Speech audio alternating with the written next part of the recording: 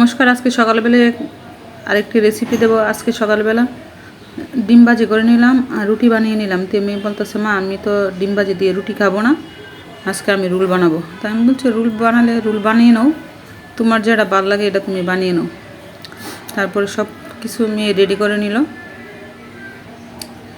নিয়ে তারপরে নিজে ডিম ভাজি করে তারপরে টুকটাক আমার মেয়ে টুকটাক কিছু নাস্তা বানাতে পারে। এর আবার এই জিনিসগুলোতে আগ্রহ আছে, একটু নাস্তা বানাতে স্বচ্ছন্দ বোধ করে। এর আবার একটু নাস্তার প্রতি আকর্ষণ বেশি।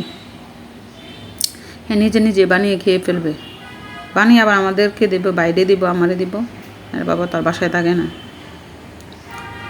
এই আর কি। দেখেন নিজে সব কিছু রেডি করেছি। আর শুধু মরিচ কাটার সময় বলবো, মা মরিচটা তুমি একটু ছোটো করে কেটে দাও, টুকরা করে দাও। তো মরিচগুলো আমি ছোটো করে কিপ করে কেটে দিয়েছিলাম।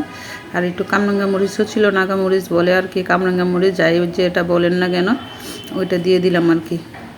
আর সাথে একটু সস দিয়ে দিল। সসের বোতল আনলে যে কয়দিনে, অল্প দিনে সসের বোতল শেষ হয়ে যায়। আমার ছেলে সস এত পছন্দ করে,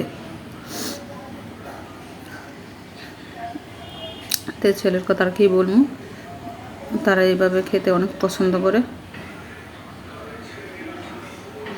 সকালে আজকে এই ছিল রুল নাস্তা। এ দেখেন কত সুন্দর করে কিন্তু মেয়ে বানিয়ে নিল খাওয়ার জন্য। তার একটা এভাবে কয়েকটা রোল বানিয়ে নিল সবাই খাওয়ার জন্য।